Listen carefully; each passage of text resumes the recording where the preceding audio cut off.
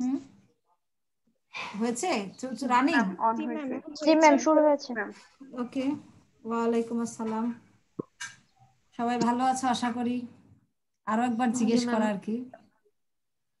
তো আপনি কেমন আছেন ম্যাম? আলহামদুলিল্লাহ ভালো আছি। তো আজকে আমি স্লাইড শুরু করার আগেই তোমরা বলো তো আমরা কি নিয়ে পড়াশোনা করতে যাচ্ছি, একজনে ব্রিফ দাও আমাকে। প্রাকৃতিক পরিবেশের দূষণ, কারণ ও প্রতিরোধ, প্রতিকার নিয়ে। প্রাকৃতিক পরিবেশের দূষণ, কারণ, প্রতিরোধ, প্রতিকার। আচ্ছা, এই বিষয় নিয়ে আমি 45 নম্বর স্লাইডে যাই।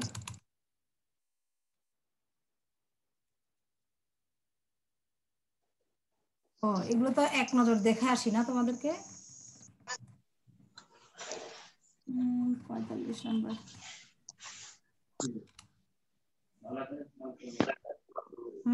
সাউন্ড হচ্ছে, কারো গার্ডিয়ান সাউন্ড করছে, একটু কন্ট্রোল করো।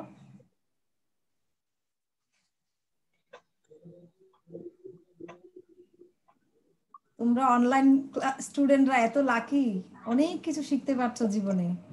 একেবারে প্রতিযোগিতামূলক বিশ্বে প্রবেশ করার আগেই তোমরা অনেক অভিজ্ঞতা অর্জন করছো। ম্যাম ক্ষতি হইতিছে, এখন স্ক্রিনের সামনে বসে হ্যাঁ ক্ষতি হচ্ছে বটেই, ক্ষতি হচ্ছে, তার মধ্যে লাভ কিন্তু অনেক হচ্ছে, এটা বুঝতে পারছো না। যেমন আমি বলি আমার চোখে খুবই প্রবলেম হয়ে যায় যখন আমি এতগুলো ক্লাস করতে বসি, সেই বিকাল 3টা 4টা, সারাদিনই তো অনলাইনে করতে হয় এখন, সেই ভোর 4টা থেকে রাত 8টা পর্যন্ত, সর্বোচ্চ না হয় 3 ঘন্টা ব্রেক থাকে, নামাজ খাওয়া দাওয়া সব মিলায়, তাহলে কত ঘন্টা অনলাইনে দেখো। কিন্তু ক্ষতি হচ্ছে বটে, কিন্তু লাভও অনেক হচ্ছে। আমি দেখলাম এই যে যেমন আমি পাওয়ার পয়েন্টে এতটা রিচ ছিলাম না, কিন্তু একটু ক্ষতি তো হতে হবে। যেমন ধরো তোমার পড়াশোনায় তুমি ভালো বড় হতে চাও, বড় হওয়ার জন্য তোমার অনেক ক্ষতি হচ্ছে না? জীবনের 25টা বছর নষ্ট হয়ে যাচ্ছে না পড়াশোনা করতে করতে, তাই না? তুমি এই 25টা বছর তো অনেক এনজয় করতে পারতে। যেমন তোমার বন্ধু বা বান্ধবী যে কিনা বিয়ে শাদী করে জীবন শুরু করে দিল, তার মতো তো এনজয় তুমি করতে পারছো না। ওই এনজয়ের দৃষ্টিকোণ থেকে তুমি অফকোর্স ক্ষতির মধ্যে আছো। আমি কিন্তু জাস্ট দুষ্টুমি করে বলছি না, এটা বোঝার জন্য বলছি। তো এটা দৃষ্টিকোণ অনুযায়ী, অর্থাৎ একটা কিছু পাওয়ার জন্য তোমার একটু করা লাগবে। যেমন তোমার করোনা তোমাকে অনেক কিছু শিখাচ্ছে, কিন্তু অনেক কিভাবে ফ্রেশ থাকতে হয়। আমরা সবাই ফ্রেশ থাকি, কিন্তু আরো মোর কিভাবে কনসাস থাকতে হয়, এবং জীবনের জন্য কোন কোন জিনিসগুলো আমাদের ভালো হবে মন্দ হবে অনেক কিছু সিগন্যাল দিচ্ছে।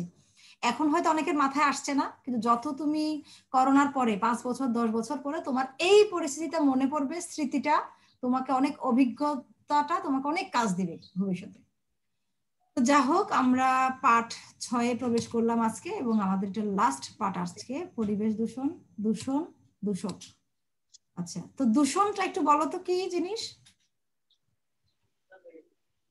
দূষণ সম্পর্কে তুমি কি বুঝো, তোমার নিজের বোঝাটা বলে যা ফেলো। দ্বারা পরিবেশ দূষিত হয় তাকে দূষণ।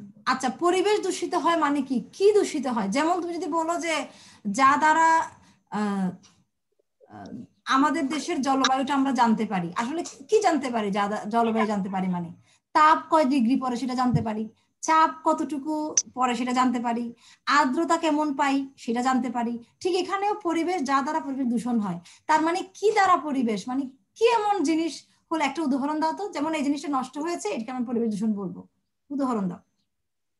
বায়ু, পানি, মাটি, বায়ু, পানি। আচ্ছা কারণে আচ্ছা পরিবেশের উপাদান।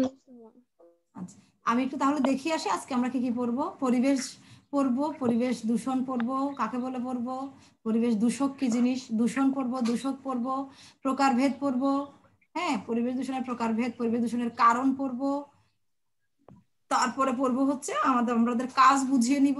যদি কেউ বিচ্ছিন্ন হয়ে যাও থেকে একটু দেখে নাও, যদি কোনো কারণে বিচ্ছিন্ন হতে হয়। পরিবেশ দূষণ নিয়ন্ত্রণের উপায় বর্ণনা করতে হবে, আমাদের বাসায় বসে বসে কাজটা করতে হবে। এবং যেহেতু আমরা কারণ পড়বো, কারণ বের করতে পারলে তো তুমি সমাধানটা বের হবে, আমাদের মাথায় আসবেই। তারপরে তোমার এলাকার পরিবেশ কি পরিচ্ছন্ন নাকি দূষিত? যদি পরিচ্ছন্ন হয়, কিভাবে পরিচ্ছন্ন রাখা সম্ভব হচ্ছে, এখানে ডাকা হয়ে গেছে, এটা হবে যা হোক, বুঝোই তো কম্পিউটার টাইপের বিষয়টা, এটা হচ্ছে রাখা, কিভাবে পরিচ্ছন্ন রাখা সম্ভব হচ্ছে, কিংবা দূষিত হলে তার কেন দূষিত হচ্ছে, তার কারণ এবং নিয়ন্ত্রণ করার উপায়টা তোমাকে জানতে হবে, এবং আমরা আমাদের মূল্যায়ন করব। মূল্যায়নটা আমি আজকে নিজে থেকে তৈরি করি নাই। 1 নাম্বার আর 2 নাম্বার, ক আর খ নিজে থেকে দিয়েছি, গ আর ঘ তোমাদের বই থেকে দিয়েছি। এই চ্যাপ্টারের অংশ না হয়েও কিন্তু এটা এই চ্যাপ্টারে আসছে। এটা মূলত পঞ্চম অধ্যায়ের প্রশ্ন, এরপরেও এটার সাথে মিলিয়ে দিয়েছি, দেওয়ার কারণটা আমি তোমাকে বুঝিয়ে দিব। তো তৈরি হয়ে যাও, মাদক নিয়ে কে কথা বলবে আজকে। তো আমরা আগের জায়গায় ফিরে যাই, আমরা পরিবেশ দূষণ। তার মধ্যে আমি একটু বলে রাখি, আমরা যে আপকামিং চ্যাপ্টার যেটা আমাদের এই সিলেবাস, এই পরীক্ষার সিলেবাসে কোনটা চ্যাপ্টার আমাদের, দূষণ ও দুর্যোগ নামে একটা চ্যাপ্টার আছে, যেটা তোমার দ্বিতীয় পত্রের 9তম চ্যাপ্টার, যেটা 9ম চ্যাপ্টার। তো ওইখানে ওই চ্যাপ্টারের নামই হচ্ছে দূষণ ও দুর্যোগ। তাহলে বুঝতেই পারছো ওখানে আমরা দূষণ নিয়ে আমাদের অনেক পড়াশোনা করব, এবং দুর্যোগ নিয়ে পড়বো, কিভাবে দুর্যোগ ম্যানেজমেন্ট অর্থাৎ ডিজাস্টার ম্যানেজমেন্ট করা যায় সেটা নিয়ে পড়বো। তো যার কারণে এইখানে যে পরিবেশ দূষণ, দেখো এই চ্যাপ্টারে পরিবেশ দূষণ একটা লেসন মাত্র, আর ওইখানে পরিবেশ দূষণ অনেক পুরো চ্যাপ্টারের নামই আছে। সুতরাং বুঝতে পারছো ওখানে আমরা অনেক পড়বো, এখানে আমরা একটু শর্টকাট পড়ে শেষ হবে আমাদের পরিবেশ দূষণটা। তো তাহলে পরিবেশ দূষণ কি, দূষক পড়বো। হ্যাঁ, দূষণ কি জিনিস একটু আগে যে বলেছো তার মতোই পরিবেশের তো অনেক উপাদান আছে। কি কি নিয়ে পরিবেশ গঠিত বলো? মাটি, পানি, বায়ু, এগুলো তো। জি ম্যাম। আচ্ছা, আমি একটু এটা সাইলেন্ট করে দিই। তোমরা অনলাইনে মেসেজ গ্রুপে ইয়ে চলাকালীন মেসেজ দাও, কেন এই চলাকালীন কেউ মেসেজ দিও না, বারবার সাউন্ড আসে। তো দূষণ কোন বিষয়ে বলছিলাম? পরিবেশের মাটি, পানি, বায়ু ইত্যাদি হচ্ছে আমাদের উপাদান। তাহলে এই উপাদানের কোনো একটা উপাদান যদি এমন কোনো অবস্থায় পরিস্থিতি সৃষ্টি হয়, অর্থাৎ মাটি ধরো উদাহরণ দিলে, মাটির মধ্যে যদি এমন কোনো কিছু অনুপ্রবেশ ঘটে, এমন কোনো পদার্থের অনুপ্রবেশ ঘটে, কিংবা এমন কোনো পদার্থ মাটি থেকে যদি চলে যায়, না থাকে, যেই কারণে যেই এমন কোনো পরিস্থিতি হয় যে পরিস্থিতির কারণে জীবজগতের ক্ষতির কারণ হয়ে দাঁড়ায় মাটিটা, তখন তাকে বলবো পরিবেশ দূষণ, অর্থাৎ পরিবেশের ওই উপাদানটার দূষণ, মাটির দূষণ। আমরা একটু দেখি, দেখো তো, পড়ো তো দেখি এটা আমার কথার সাথে মিলেছে কিনা। পরিবেশের এমন কোন পরিবর্তন যা জীবজগতের ক্ষতির কারণ হয়ে দাঁড়ায়। হ্যাঁ, তাকেই বলে পরিবেশ দূষণ। বইতে তো আরো ডিটেল করে আছে, তো ডিটেল করে আছে, এটা তোমার কঠিন মনে হতে পারে কিন্তু সহজ। তুমি দেখো পরিবেশের এমন কোন পরিবর্তন, তাহলে পরিবেশের কি কি আছে, তুমি এই এই সংজ্ঞাটাকে ডিটেল পড়লেই হয়ে যায়। আমাকে বর্ণনা করো তো, পরিবেশের অর্থাৎ মাটি, পানি, বায়ুর এমন কোন পরিবর্তন কিংবা এমন কোন রাসায়নিক পদার্থ কিংবা অন্য পদার্থের অনুপ্রবেশ ঘটা যেগুলো কিনা জীবজগৎ মানে কি মানুষ এবং অন্যান্য উদ্ভিদ, প্রাণী ইত্যাদি, মানুষ এবং অন্যান্য প্রাণীর জন্য স্বাস্থ্যের ক্ষতি হয়ে দাঁড়ায়, চলাফেরার জন্য ক্ষতির কারণ হয়ে দাঁড়ায়, তাকে পরিবেশ দূষণ বলে। অর্থাৎ দূষণকে তুমি চাইলে অনেক লম্বা করে বলতে পারো, যেটা বইতে লম্বা করে আছে। বইয়ের লম্বা দেখে কেউ ভয় পেয়ে যাবে না, লম্বা মূলত ওটাই বললাম। পরিবেশে বলতে গিয়ে উপাদানগুলো বলবে, পরিবর্তন বলতে গিয়ে কোন কিসের জন্য পরিবর্তন, রাসায়নিক পদার্থের যোগ বা বিয়োগ হওয়ার জন্য পরিবর্তন। হ্যাঁ, যেমন ধরো পানি, পানিতে যদি আর্সেনিকের অনুপ্রবেশ ঘটে সেটা দূষণ হবে। আবার যদি পানিতে যে পরিমাণ পিএইচ মান থাকা দরকার, যে ক্ষারত্ব থাকা দরকার, হ্যাঁ, সেটা না থেকে যদি কোনো কারণে কমে যায়, তাও হয়ে যায়। ওই যে ইকোসিস্টেমের মতো, ধরো ইকোসিস্টেমে আমরা দেখি ছোট প্রাণী, বড় প্রাণী, আরো বড় প্রাণী। ধরো ছোট মাছগুলো খেয়ে বড় হয় বড় মাছ। এখন কোনো কারণে যদি আমরা ওখানে এমন অবস্থা হলো যে ছোট মাছ উৎপন্ন হচ্ছে না, ছোট মাছ বেশি হতে পারছে না, ছোট মাছের খাবার নাই কোনো কারণে, শালক সংশ্লেষণ হচ্ছে না উদ্ভিদের, উদ্ভিদের না হলে ছোট কীট উৎপন্ন হবে না, কীট উৎপন্ন না হলে ছোট মাছ বাড়বে না, ছোট মাছ না হলে বড় মাছ কোত্থেকে আসবে, বড় মাছ না হলে আমরা খাবো কোত্থেকে। অর্থাৎ কোন একটা চেইনের, ওই চেইনের কোন একটা উপাদান যদি ডিস্টার্ব হয় পুরো চেইনটাই ফল করবে। তো ঠিক দূষণও এরকম, যদি এমন কোন পরিবর্তন হয় যেটা মানব জাতি কিংবা অন্যান্য জীবজগতের জন্য ক্ষতিকর, সেটাকে দূষণ বলা হয়। এটা উদাহরণটা পরে দেখি, হট্টগোল, দুর্গন্ধ দুর্গন্ধ ইত্যাদি। ইত্যাদি। তোমরা তো পরিবেশ দূষণের উদাহরণ হিসেবে অনেক কিছু জানো কমন, সে কারণে আমি একটু আনকমন শব্দ নিয়ে আসছি, যে হট্টগোল কিভাবে আবার দূষণ, দুর্গন্ধ কিভাবে আবার দূষণ হতে পারে, সেটা একটু তোমাদের মাথায় চিন্তা আসার জন্য আমি এই শব্দগুলো নিয়ে আসছি। ধরো তুমি ঘুমাচ্ছ, লাউডলি বা তুমি রোগী বাসায়, হ্যাঁ, বা তোমার বাসায় একজন বৃদ্ধ মানুষ আছে, রোগী বা অনেকে আছে যারা কিনা পাশে কিনা অনেক লাউডলি স্পিক করছে, অবশ্যই পরিবেশ দূষণ সেটা। তারপরে অনেক বিয়েতে অনেক অনুষ্ঠান চলছে, ওই বিয়ের যে প্লেস, এই control your sound please, who is talking?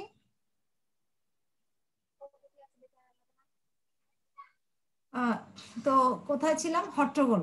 হ্যাঁ, তো দুর্গন্ধ অবশ্যই। তুমি একটা জায়গায় বসবাস করো, ওখানে প্রতিদিন মানুষ ময়লার স্তূপ, ময়লা ফেলতে ফেলতে স্তূপ হয়ে গেছে, ওই দুর্গন্ধ তোমার অসুস্থ হয়ে যাবা। This is environmental pollution.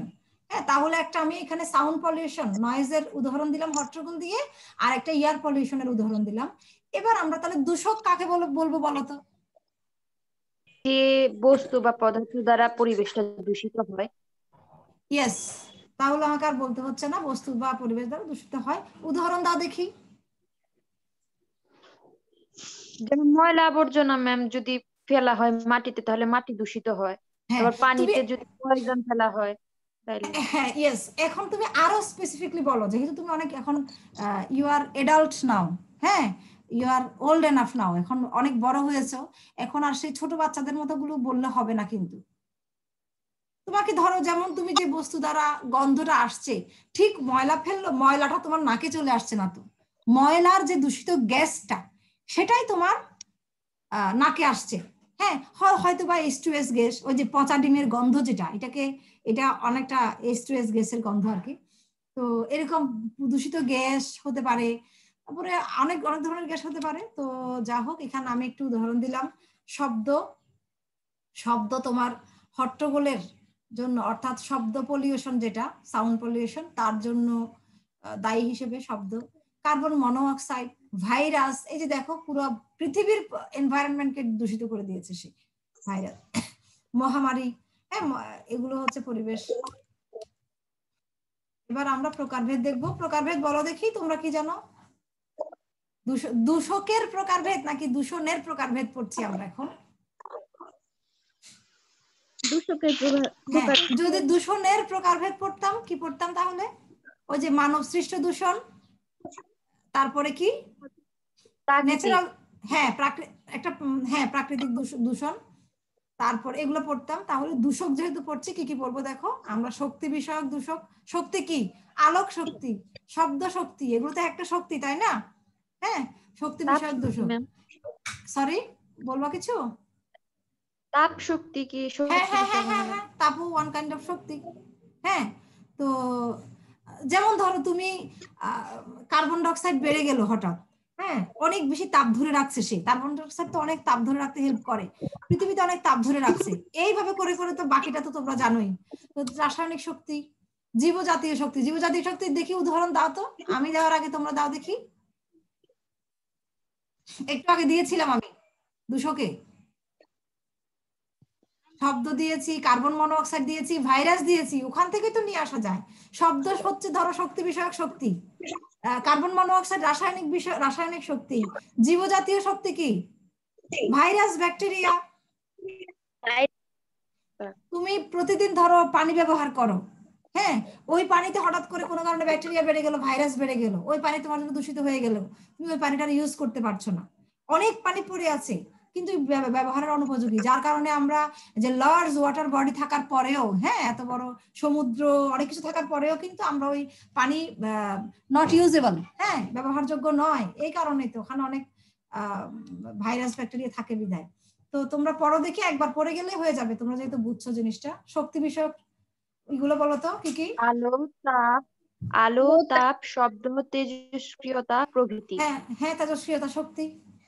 আচ্ছা, তারপরে হলো রাসায়নিক শক্তিগুলো বলো তো। রাসায়নিক, জৈব, হ্যাঁ, প্রস্রাব, গরুর জাবর কাটা থেকে সৃষ্ট মিথেন প্রভৃতি। অজৈব, নাইট্রেট, কার্বন ডাই অক্সাইড প্রভৃতি।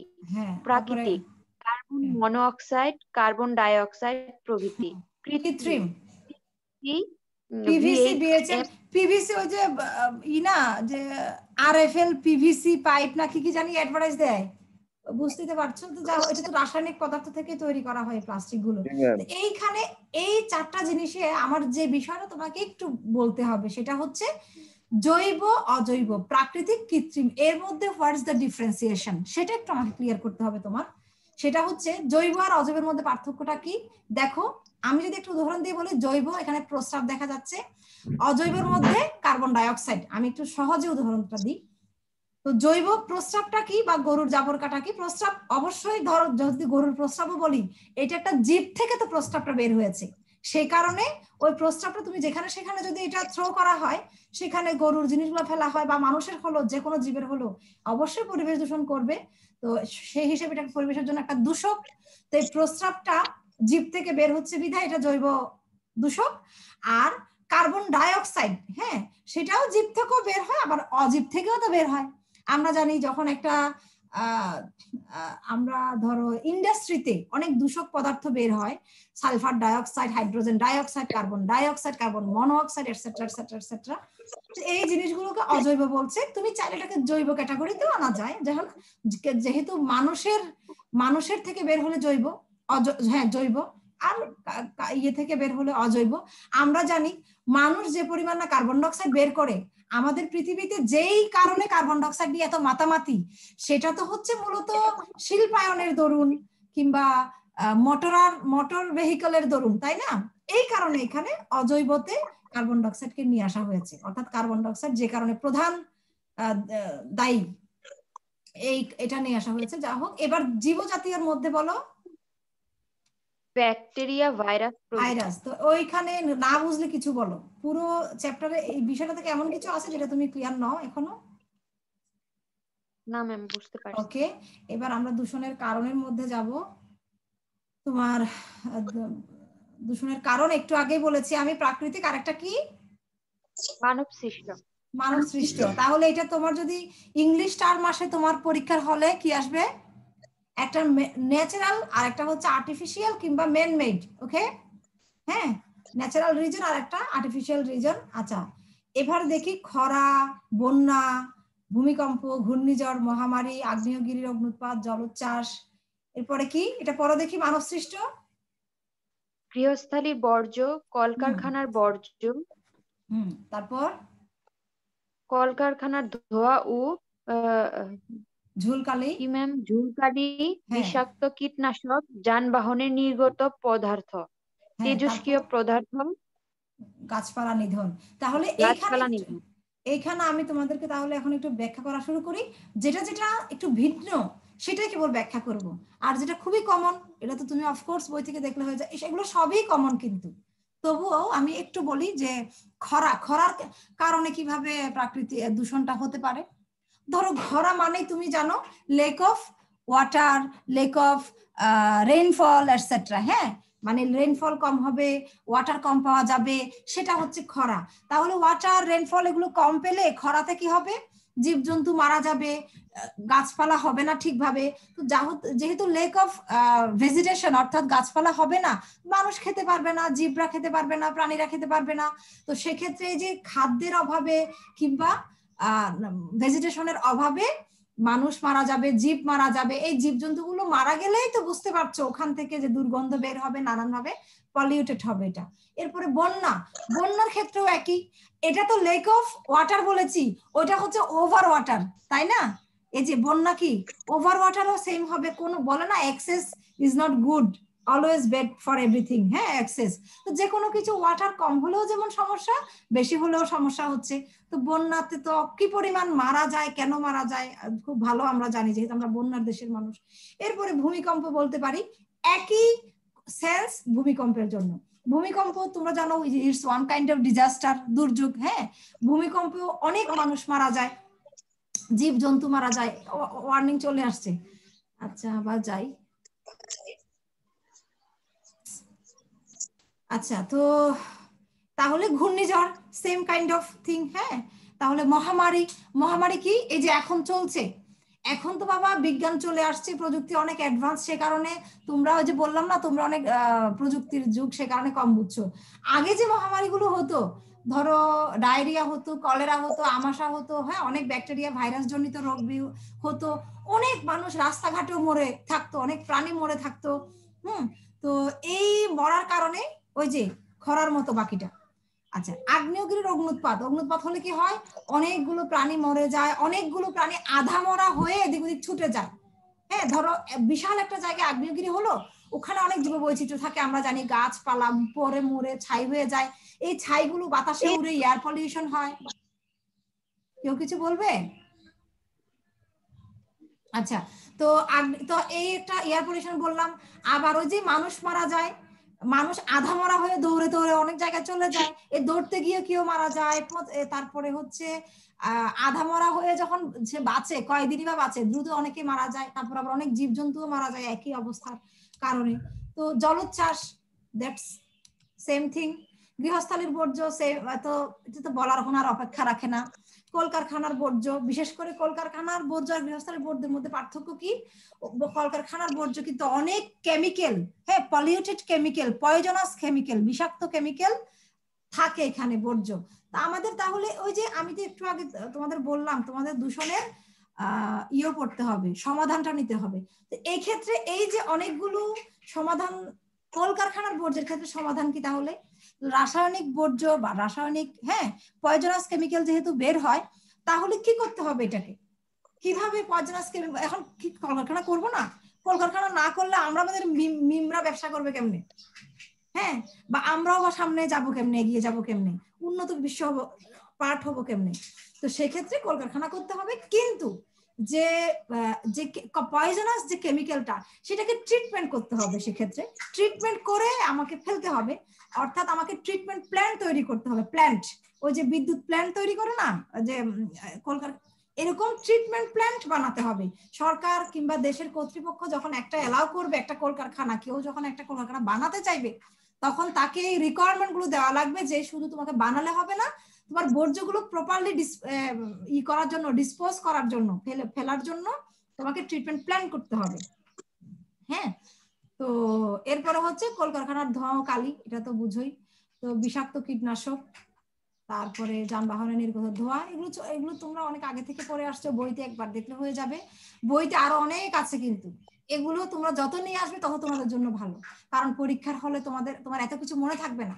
অ্যাটলিস্ট তুমি যদি 20টা শিখো, 10টা মনে আসলে, 40টা শিখো তাহলে 20টা আসবে। হ্যাঁ, কিন্তু এই কয়টাই যদি শিখে শেষ করে দাও, এটা তো আমি টিচার হিসেবে তোমাদের একটা স্যাম্পল দিলাম মাত্র, কিছু ছোট ছোট এক্সাম্পল দিয়ে বুঝিয়ে দিলাম যে কয়টা আছে। তোমার আরিফুর রহমান অনেক আছে, আমি এইটা কিন্তু মনে হয় মুয়াজ্জম থেকে নিয়েছি একটু কম হওয়ার জন্য, শর্টকাটে। তো আমরা কাজ দেখি, তোমরা স্ক্রিনশট নিলেও নাও, লিখে নিলেও নাও, একটু পরে দেখি আবার কাজটা কি। পরিবেশ দূষণ নিয়ন্ত্রণের উপায় বর্ণনা করো। তোমার এলাকার পরিবেশ কি পরিচ্ছন্ন, দূষিত? কিভাবে পরিচ্ছন্ন রাখা সম্ভব হচ্ছে? দূষিত হলে কারণ এবং নিয়ন্ত্রণের উপায় বিশ্লেষণ করো। এখানে মূল প্রশ্ন হচ্ছে তোমার এটা, পরিবেশ দূষণ নিয়ন্ত্রণের উপায় বর্ণনা করো। বাকিটা কিন্তু আমি একটু তোমাকে একটু উদ্দীপক দিয়েছি, উদ্দীপকের মতো। পরিবেশ দূষণ নিয়ন্ত্রণের উপায় বইতে আছে। তো তোমার এলাকার পরিবেশ কি পরিচ্ছন্ন? পরিচ্ছন্ন হলে হ্যাঁ বলবা, আর না হলে না। আর হ্যাঁ হলে কিভাবে হ্যাঁ, আর না হলে কারণ কি, ওই কারণের কিছু কারণ তোমার সাথে অবশ্যই সংশ্লিষ্ট। হ্যাঁ, ওই যে কারণগুলো পড়িয়েছি। নিয়ন্ত্রণের উপায় কি, ওই কারণ যেহেতু জেনেছো, নিয়ন্ত্রণের উপায় তো বইতেও লেখা আছে, নিজেরাও জানো। এবার একটু মূল্যায়ন করি তোমাদের, বলো দেখি দূষক কি? দূষক তো একটু বলেছই, আর একটু বলো দেখি। মূল্যায়ন তো মূল্যায়ন, একটু মূল্যায়ন করি। আবার ভিন্ন একজনে বলো, মিম বলো দেখি দূষক কি? জান্নাতুল তো বলেছে ওই সময়। Quick, we have 5 minutes only. হ্যাঁ হ্যাঁ হ্যাঁ, বলো। পরিবেশের কোনো উল্লেখযোগ্য বস্তু যেমন বায়ু, মাটি, এর যদি বিপর্যয় হয় যা আমাদের জন্য ক্ষতিকর, তাকেই দূষণ বলে। আমি এখন তোমার মূল্যায়নে কি লেখা আছে দেখো তো, ক নাম্বার প্রশ্ন কি? দূষক কি? ও সরি ম্যাম, আমি দূষণ বলেছি। কুইকলি বলো। দূষকটা যার সাহায্যে হয়। হ্যাঁ, যার সাহায্যে কি, ওটা কি মানুষ? হ্যাঁ, মানুষ হতে পারে, মানুষের কারণে দূষক হতে পারে, সেটাও যার, যে মানে সব বস্তু বিভিন্ন দ্বারা রাসায়নিক পদার্থ বা যা পরিবেশের জন্য ক্ষতিকর, সে সমস্ত বস্তু দ্বারা পরিবেশের যে দূষণটা হয় তাকে দূষক বলে। তাহলে ওই পরিস্থিতিটাকে দূষণ বলবো না ওই বস্তুগুলোকে দূষক বলবো? বস্তুগুলোকে দূষক বলবো। আর পরিস্থিতিটাকে কি বলবো? দূষণ। Good good. তারপরে টিকা লিখো, দূষণ ও মানুষ। দূষণ ও মানুষ। আমাকে বলো তো, এটা তোমাকে আসলে অনুধাবনমূলক প্রশ্ন, আসলে কোন প্রশ্নটা বলো তো, জ্ঞানমূলক যদি আমরা চিন্তা করি, আসলে কোন প্রশ্ন? দূষণ ও মানুষ, টিকা, টিকা লেখা মানে প্যারাগ্রাফ লেখা আর কি একটা। মানুষ দূষণ ও কিভাবে মানুষ। আরে বাবু মানে একটু আগে পড়িয়েছি না তোমাদেরকে, man-made reason of the pollution, একটু আগে পড়ালাম না? জি ম্যাম। ওই man-made reason of the pollution অর্থাৎ পরিবেশ দূষণের পেছনে মানব সৃষ্ট কারণ, ওই কথাটাই এখানে তুমি ঘুরিয়ে ফিরিয়ে লিখবে। ওকে, ক নাম্বার প্রশ্ন দেখো তো, ইঙ্গিতকৃত ঘরটি, ইঙ্গিতকৃত ঘরটি তাপ বৃদ্ধিতে বৃদ্ধিতে কিরূপ ভূমিকা রাখে তাহলে আমাকে ব্যাখ্যা কি করো। খুঁজতে হবে? একটা ঘর খুঁজতে হবে। হ্যাঁ, তারপরে ঘ নাম্বার পড়ো, দ্রুত পড়ো, ইউ হ্যাভ 3 মিনিটস অনলি। উক্ত ঘরের প্রতিক্রিয়ার প্রভাব তোমার মাতৃভূমির আলোচনা করো। তাহলে একবার তাপ বৃদ্ধির কারণ বের করতে হবে, আর একবার প্রতিক্রিয়ার প্রভাবটা বের করতে হবে। ঘরটা কি? Green house. আচ্ছা, তোমাকে হয়তো বা পরীক্ষার হলে আলোক রশ্মি শব্দটা দিবে না, কাচের ঘর শব্দটাও দিবে না, উদ্ভিদ শব্দটাও দিবে না। ছবি দেওয়াটাই না দেওয়াটাই ভালো। আমি হলে এভাবে দিব, পরীক্ষার হলে শুধু ঘরটা দিবে, তোমাকে বুঝতে হবে। তো এই ঘরটা কি, ইঙ্গিতকৃত বিষয়টা কি, কাচের ঘর না আর কি? কাছের ঘর। ইঙ্গিতকৃত বিষয়টি হচ্ছে গ্রিন হাউস প্রতিক্রিয়া। তোমার এখানে দেওয়া আছে কাচের ঘর, কিন্তু এর দ্বারা তোমার গ্রিন হাউস প্রতিক্রিয়া বোঝাচ্ছে। কাচের ঘর মানে কি, এই বিষয়টা হচ্ছে শীত প্রধান দেশে, হ্যাঁ, যেখানে বেশি শীত, সেখানে কি করে এত ঠান্ডা, ওখানে তো গাছপালা সহজে হয় না, তা ওখানে কি করে আমরা যেমন বাঁশের বেড়া দিই, সবজির ভেজিটেশনের চারিদিকে দিই না, আমরা যে ফসল ফলাই চারিদিকে তো বাঁশের বেড়া দিই, ওরা কি করে কাচের বেড়া দেয়। বুঝতে পেরেছো এবার? আচ্ছা, তা আমরা যে ফার্মের মুরগি পালি কিভাবে দিই? চারিদিকে বেড়া দিয়ে উপরে আবার ছাউনি দিই, মাঝখানে কি করি? লাইট দিই, কারণ আলো লাগে ওদের জন্য। হ্যাঁ, তাহলে ঠিক ওই উন্নত বিশ্বে ওই আমরা যে ফার্মের মুরগি দিই, মনে করো কারো বাসার ছাদের উপরে ফার্মের মুরগি, চারিদিকে বেড়া, উপরে ছাউনি, মাঝখানে আবার লাইট দিচ্ছে। উন্নত বিশ্বেও তাই, মানে শীত প্রধান দেশেও তাই করে, চারিদিকে কাঁচ, উপরেও কাঁচ, উপরে সূর্যের আলো পড়ে, আলো পড়লে কি হয়, কাচের কি, কাচের বৈশিষ্ট্য, সে আলো যে রিসিভ করে যাওয়ার সময় দ্রুত ছাড়তে পারে না আলোগুলো, মানে যে পরিমাণ দ্রুত ঢুকে সে পরিমাণ দ্রুত বের হয় না। তাহলে সূর্য এসে আলো দিয়ে যাচ্ছে, রাত্রেবেলা ঠিকই আলোটা একটু তাপটা রয়ে যাচ্ছে, কাচের ঘরে তাপাবদ্ধ করছে। ঠিক একই প্রক্রিয়াটা আমাদের পৃথিবীতে হচ্ছে। সূর্য দ্রুত পড়ছে, কিন্তু কার্বন ডাইঅক্সাইড এমন একটা কাজ করে দিচ্ছে আমাদেরকে, হ্যাঁ, ওই কাচের ঘর যেমন তাপটাকে ধরে রাখে সূর্য না থাকলেও, কার্বন ডাইঅক্সাইড সেই কাজটাই করছে। কিংবা এরকম পলিউটস গুলো, দূষক গুলো সেই কাজটাই করছে, তাপটা ধরে রাখছে, সহজে দিচ্ছে না। সেই কারণে আমাদের গরম বাড়ছে, আমাদের স্কিন ক্যান্সার বাড়ছে, এটসেট্রা এটসেট্রা। টাইম ইজ একেবারে শেষ। তোমাদেরকে যদি এটা ক্লিয়ার করে দিতে পেরেছি, তোমরা বাকিটা পড়তে পারবে। জি বলো ম্যাম। আমাদের শোনো, আমাদের মাতৃভূমির প্রভাব, ওই যে সি রাইজ হবে, সি লেভেল রাইজ হবে, সমুদ্রর ওইদিকে, কক্সবাজারের ওইদিকে উপকূলীয় অঞ্চল তলিয়ে যাবে, এই বিষয়গুলো আর কি। তো যা হোক, আমি একটু গ্যালারিতে গিয়ে তোমাদের সাথে দ্রুত কথা বলি। বলো কি বলতে চাচ্ছ বলো। আমি আচ্ছা, আজকে আমরা কি শেষ করলাম বলো? দূষণ দেখলাম, দূষক দেখলাম, প্রকারভেদ দেখলাম দূষকের এবং দূষণের। আমরা একটা বাড়ির কাজ নিলাম, মূল্যায়ন করলাম, এটাই হচ্ছে আমাদের। আর ক্লাস রিলেটেড এ পর্যন্ত। তোমাদেরকে ধন্যবাদ। এবার তোমাদের কথা বলবো। ম্যাম, ওই যে গ নাম্বারটা দেখাবেন না, ওখানে গ নাম্বারটা যদি প্রশ্নটা লিখি, তাহলে কি চিত্রটা আর্ট করব? না, চিত্রতে দেওয়া আছে, তোমার আর আর্ট করার প্রয়োজন নাই, চিত্র দেওয়া আছে। দিলেও তুমি নাম্বার পাবে না, না দিলেও তো নাম্বার পাবে না, মানে নাম্বার